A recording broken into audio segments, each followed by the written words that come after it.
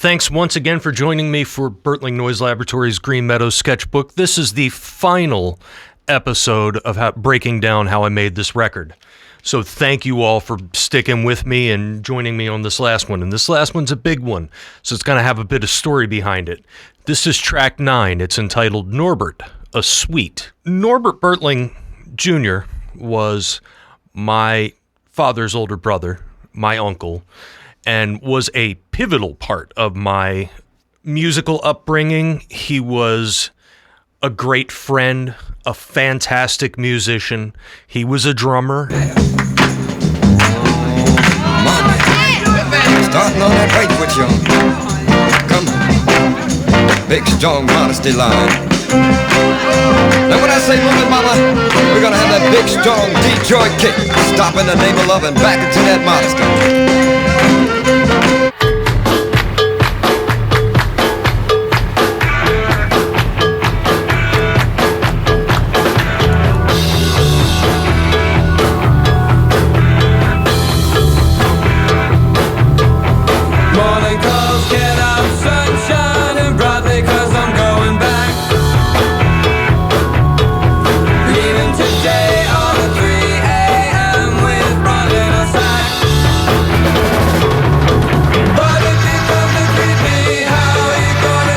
Was a home recordist. Without you, can't think of a single thing for me to do. Lonely, sing my lonely soul. And he was a lot of things in his life. He was a professional photographer. I worked with him for many years as his assistant. I learned a lot about photography. I learned a lot about music from years of, helping paint the apartment and moving things around. He was a Corvette specialist. He was a parts specialist in the 70s and 80s.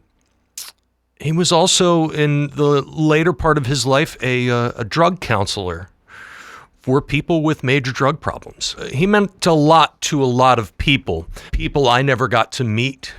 Certainly a lot of the musicians that I encountered in Baltimore when I lived there always spoke highly of him and always seemed to enjoy working with him. He opened a lot of doors for me just because having the same last name and being a drummer as well, people sort of seemed to figure out that I wouldn't necessarily let them down because he had already paved the way for a lot of things. He was in a bunch of different bands and he died about a year ago. This song I pieced together from little elements of just thinking about him and thinking about what we, meant to each other and how I interpret the afterlife. And I'm not at all a religious person. I am more spiritual than religious, and if there is any religion, musician is my religion. I told him that at the hospital too. Thank you, Frank Zappa.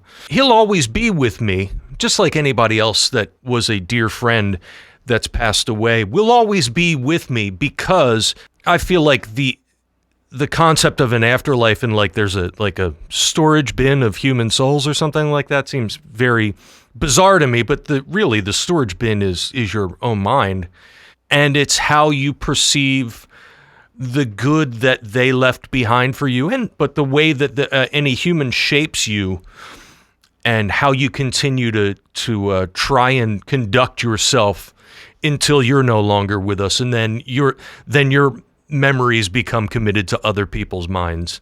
Needless to say, this song, it takes up a lot of real estate on this record. It's not a very long record. It's about 28 minutes and change.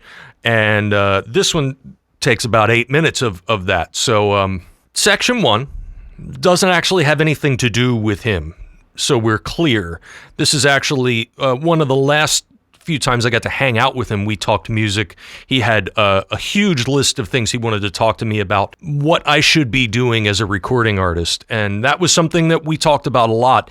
And he had a lot of things on his mind, so he had written down a ton of stuff. But the news was on, and he was getting really distraught about what was happening.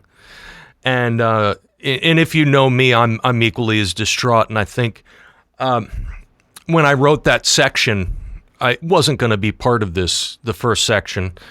And it's not that I'm saying that my uncle was at all mean. He wasn't. This was sort of like one of the last things I remember us talking about, how bad things were right now politically, and you can figure it out without me spelling it out completely. So I added it to the front end, and then the rest of the song is really just my feelings on, how things sort of go back into the ether and into our minds, and that I'll always be guided to record with him in mind, because, in my brain, he's right there with me, and I can ask him things, and I knew him well enough to be able to make those decisions. So, without too much expository past that, here's my 2-part breakdown of how this song came to be.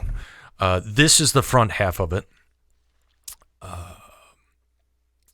And it starts out with a song called Over and Over.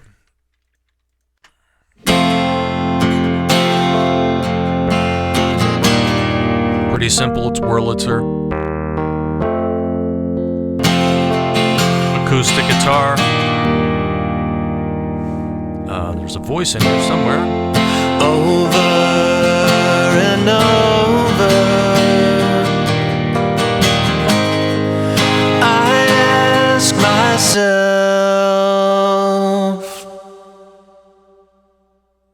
where did we go wrong?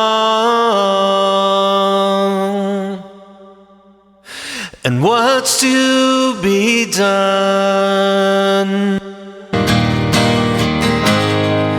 How can someone be so cruel every day? So that's fairly simple, and then I think I put drums on top of this later.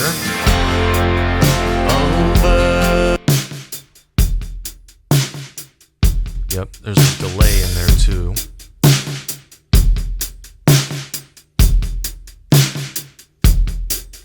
I have no idea where the delay is. I don't know what I did. Some guitars. They're a little out of tune.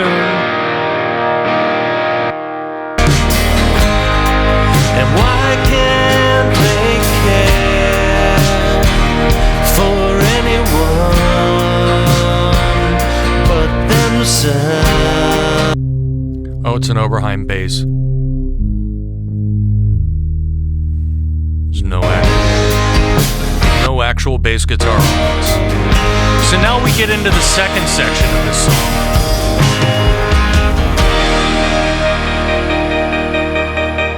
Let me talk about this for a second. That is keys. So what's happening there is, and this is really where this song, I started in two separate places and joined a bunch of different things together.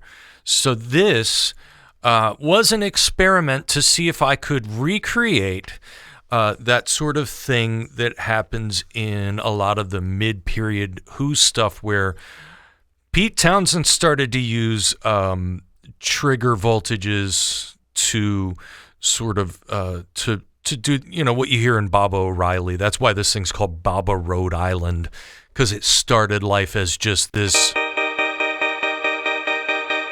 And if you take the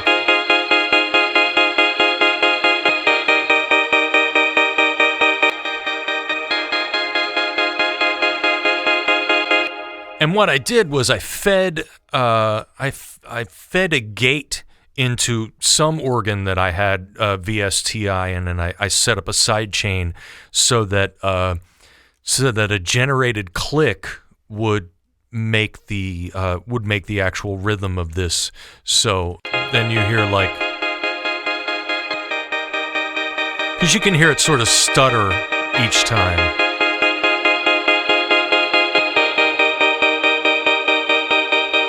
And it's doing a real slow pan.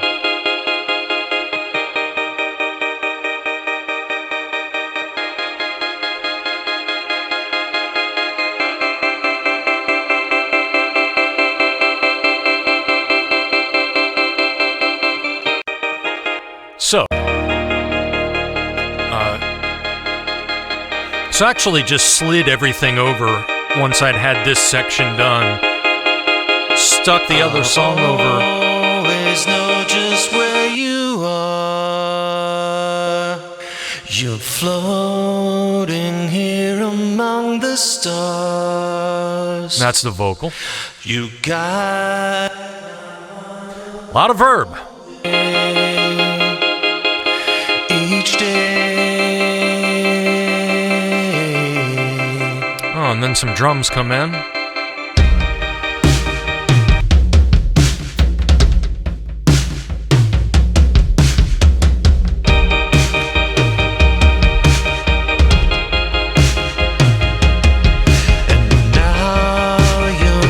But that's it. It's this. Oh, and I must have... I've got drums running to the guitar delay. Who knows what goes on in this mind of mine?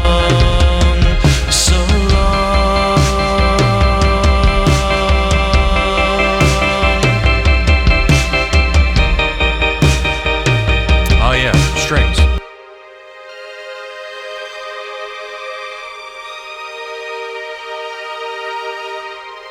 You know, I dream of like having the facility to be able to tell string players what to play, so I just use VSTI strings and verb them up.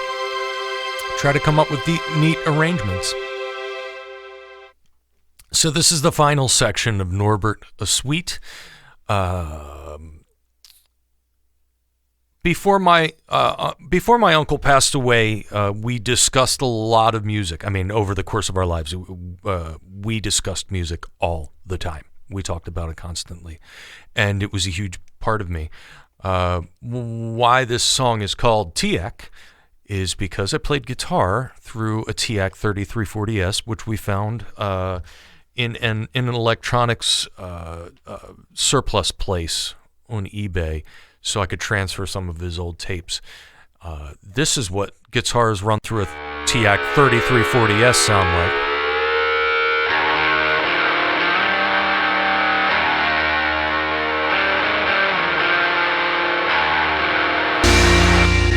So real ratty, just to get things going. Now, what I was veering off to talk about was the fact that he really liked, first of all, he liked Vanilla Fudge a whole lot. It was one of his favorite bands.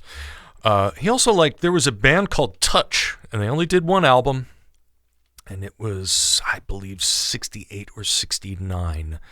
And it's crazy. It's got a lot of organ stuff on it, and it does this, like, it's got this huge long section at the end, and then it just sort of like, you really have to hear it. I mean, I'd have to play. It's got a lot of crazy stuff going on. And we talked about it a lot, and how singular of a thing it was, and it's got, you know, some crazy organ styling. So I tried to do something like that with it to set this next section up.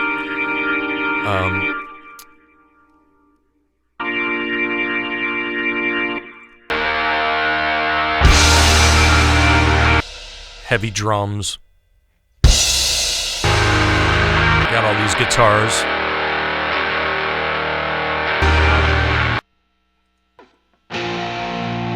Real grungy. I'm doing big, you know, like Chris Squire. It's all crushed up sounding.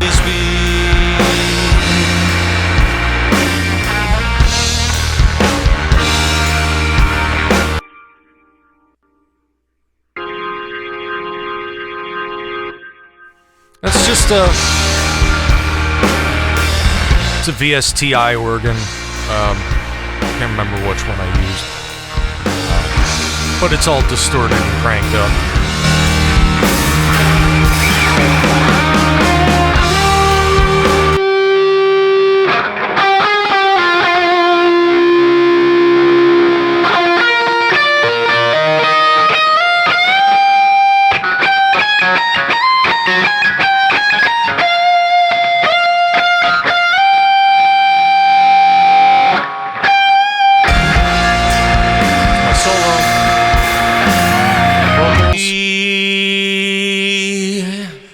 that you'll always be. Big bunch of harmonies. In my heart is where you'll always be. In my heart is where you'll always be. Right next to me.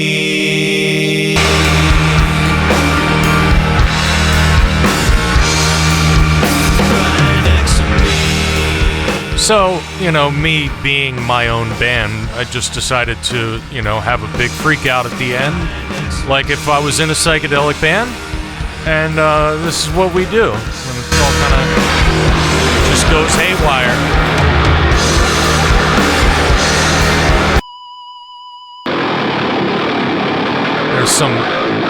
I'm abusing some guitar.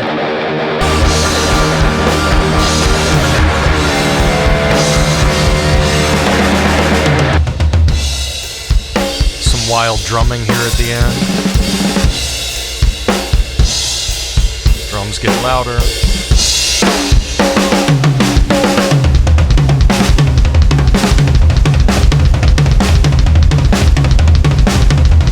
Go, kid.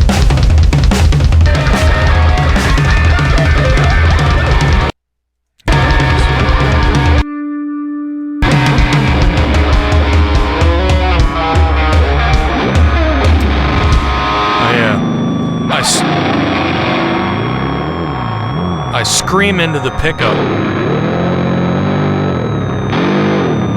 You can hear it. I think it's in here.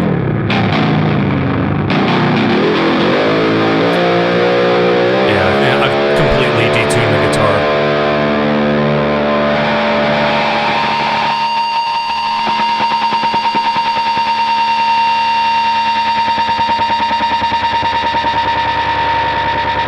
It's pretty microphonic.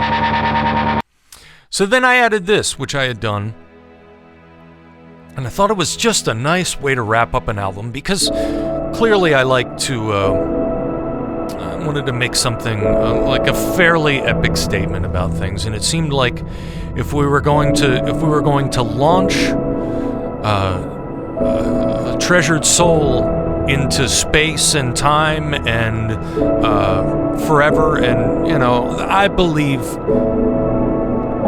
like traffic, that heaven is in your mind, and all of your good deeds and thoughts and all the happiness comes from what you leave behind with people. And I could never figure out what to do with that little piece of music, so I put that in there. Also got this little backwards thing at the end. Why not? It sounded neat. Anyway, that wraps up the entire album. That is the Green Meadows sketchbook, recorded by me, Nick Bertling, by myself here in this room in my basement at home. I hope you enjoyed this in-depth look at how all this stuff got done, and I'll try to do more of this as I go along. Well, that's the album. I can't thank you enough for joining me for all of this while I tear apart how I made my latest album. I hope it's been a little bit insightful to you. If you have friends that might enjoy this music, please pass it along. I'd really appreciate it. I'm only one guy doing this thing alone. Please like and subscribe if that's something you do. And if you haven't gotten it already, this album, I still have some available. If you have a working CD player, consider buying one. If not, it's available on my Bandcamp to stream.